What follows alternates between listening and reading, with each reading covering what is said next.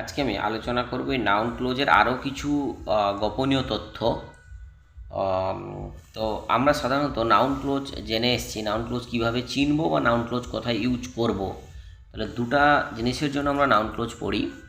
এক, noun clause আমরা কোথায় ব্যবহার করব, আর দুই হচ্ছে নাউন ক্লোজ আমরা কিভাবে চিনবো অথবা নাউন ক্লোজ দিয়ে কীভাবে জয়েনিং করব। তাহলে অ্যাট ফার্স্ট আমাদের নাউন ক্লোজের ফাংশানগুলো জানতে হবে, যে নাউন ক্লোজটা আমরা কোথায় বসাবো।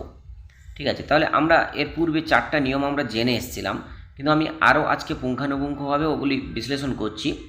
তাহলে আমরা জানি নাউন ক্লোজ প্রথমত সাবজেক্ট হিসাবে ব্যবহার হয়, কোনো ভার্বের subject.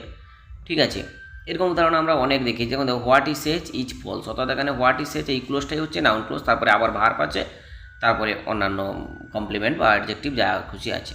That is a good boy, দেখো এইটা noun clause, is known to me, তারপরে ভার্ব, তারপরে এনাদার। তাহলে সাবজেক্ট হিসাবে নাউন ক্লোজ বসে আমরা দুটো উদাহরণের মাধ্যমে দেখলাম। 2 নম্বর হচ্ছে অবজেক্ট হিসাবে, কোনো ট্রানজিটিভ ভার্বের অবজেক্ট হিসাবে সরাসরি। আমরা জানি ট্রানজিটিভ ভার্ব তাকেই বলা হয় যার অবজেক্ট থাকে। দেখো এখানে আমি উদাহরণ দিলে তোমরা বুঝতে পারবে, I expect that she will help us, তাহলে আমি আশা করি, আমি কি আশা করি, that she will help us, তাহলে সরাসরি অবজেক্টের পরেই বসে গেছে এটা, অর্থাৎ কী দিয়ে প্রশ্ন করলে এটা উত্তর পাওয়া যাচ্ছে।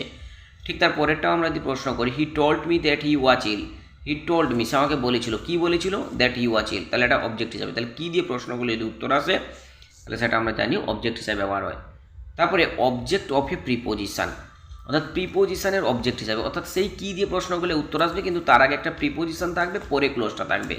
এরকম উদাহরণ দেখলে আমরা বুঝতে পারবো। দেখো ডু নট বিলিভ, বলছে বিশ্বাস করো না, ইন হোয়াট ই সেজ, তাহলে কি বিশ্বাস করো না, সে কি বলছে সেটাতে বিশ্বাস করো না। ডু নট বিলিভ ইন, এই যে ইন প্রিপোজিশান বসছে, তারপরে হোয়াট ই সেজ, তারপরে ক্লোজটা বসেছে। দেখো দিলীপ ওয়াজ অ্যাংরি, দিলীপ রেগে গিয়েছিল, অ্যাট, এই যে অ্যাট বসছে প্রিপোজিশান, হোয়াট সি সেট, কিসে না তুমি যা বলেছিলে বা সে যা বলেছিল সেইটা শুনেই দিলীপ রেগে গিয়েছিল।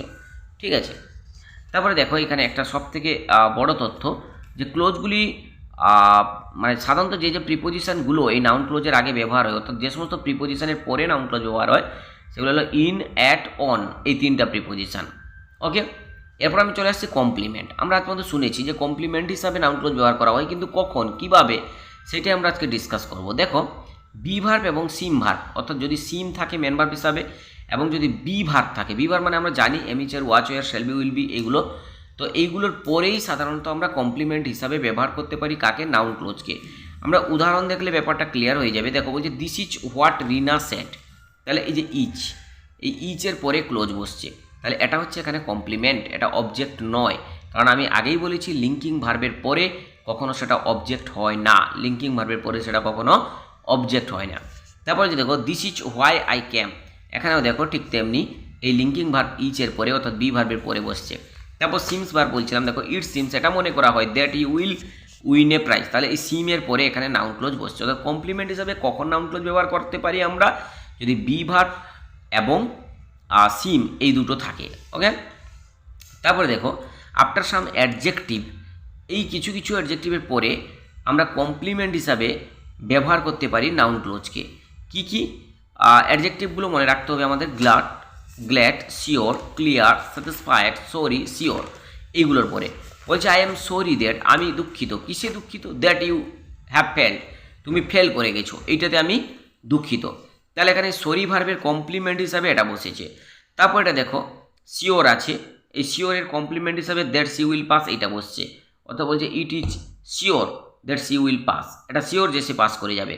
তাহলে এই উপরিউক্ত যে ভার্বগুলো আছে, তারপরে আরও একটা উদাহরণ আমি যে দেখি, ইউ ওয়াজ অ্যাসাম্পড, সে লজ্জিত, এই অ্যাসাম্পটের পরে আমরা ব্যবহার করতে পারি দ্যাট ইউ। তাহলে এই উপরিউক্ত এই ভার্বগুলো, ঠিক আছে, কয়েকটা ভার্বগুলোর পরেই আমরা ভার্ব বলছি অ্যাডজেক্টিভ, এই উপরিউক্ত কয়েকটা অ্যাডজেক্টিভের পরেই আমরা ব্যবহার করতে পারি কমপ্লিমেন্ট হিসাবে নাউন ক্লোজকে। তারপরে আমি আরেকটা নিয়ম আলোচনা করছি, আফটার সাম নাউন্স, কিছু কিছু নাউন আছে, এই নাউনগুলোর পরেই ব্যবহার করতে পারি আমরা ক্লোজ। ঠিক আছে, মানে ওই নাউন ক্লোজ কথা, নাউনের পরে নাউন ক্লোজ, এটা একটা নতুন তথ্য বা নতুন নিয়ম। অর্থাৎ সেই নাউনগুলো কী কী আমরা জেনে নিই, news, belief, notice, idea, report, reason, প্রভাব, হপ, এইগুলোর পরেই সাধারণত আমরা ব্যবহার করতে পারি নাউন ক্লোজকে কমপ্লিমেন্ট হিসাবে। মানে ঘাবড়ানোর কিছু নেই, এইগুলো যদি থাকে সেটা এবং তারপরে যদি সেটা ক্লোজ থাকে সেটা অবশ্যই নাউন ক্লোজ হবে। এইটুকু আমরা নাউন ক্লোজ চেনার সময় এই নিয়মটা কাজে লাগাতে পারি। ঠিক আছে, উপরেও ঠিক তেমনি এই যে glad, sure, clear, satisfied, sorry, sure, এই অ্যাডজেক্টিভগুলোর পরেও আমরা সেটা নাউন ক্লোজ হিসাবে ধরে নিতে পারি যদি ক্লোজ চিনতে আসে। তাহলে এখানে দেখো আমি একটা উদাহরণ দিয়ে দেখাচ্ছি। বলছে the hope that he might succeed encourage him, বলছে সেই আশাটা যেটা সে সাফল্য হবে এনকারেজ হিম, তাকে উৎসাহিত করেছিল। তাহলে কমপ্লিমেন্ট টু এ নাউন, অর্থাৎ কিছু নাউনের পরে এই নাউন ক্লোজ ব্যবহার, এই হপের পরে দ্যাট হি মাইট সাকসিড, তাহলে হপের পরে the reason why he came is well known, এই যে দ্য রিজনের পরে ব্যবহার করা হয়েছে। তারপর দেখো the news that he fail, এই যে নিউজের পরে ব্যবহার করা হয়েছে। তাহলে এই সমস্ত নাউনের পরে এগুলো ব্যবহার করা যেতে পারে। আর তারপর লাস্ট নিয়ম এবং ইম্পর্টেন্ট নিয়ম, বলছে ক্লোজটিকে ইটের জায়গায় বসালে আচ্ছা in apposition of it to it, অর্থাৎ ইটের জায়গায় আমরা নাউন ক্লোজ ব্যবহার করতে পারি অথবা নাউন ক্লোজের জায়গায় ইট ব্যবহার করতে পারি। এটা কীরকম বলছে দেখো, it is true that he is clever boy, বলছে এটা সত্যি যে সে একজন চালাক ছেলে। তাহলে হি যে ক্লিভার বয় ইজ ট্রু, অর্থাৎ সে যে চালাক ছেলে এটাই সত্যি। অর্থাৎ এখানে বলা হচ্ছে যে ওর জায়গায়, ইটের জায়গায় আমরা যদি ওই মেন ক্লোজটাকে বসাই, অর্থাৎ ডিপেন্ডেন্ট ক্লোজটাকে বসাই, তাহলে তার অর্থ একই থাকবে। বলছে it is true that he is a clever boy, তাহলে কোনটা সত্যি? এই যে he is a clever boy, it is a miracle that he was saved, সে বেঁচে গেছে, এটা একটা মিরাকল ব্যাপার।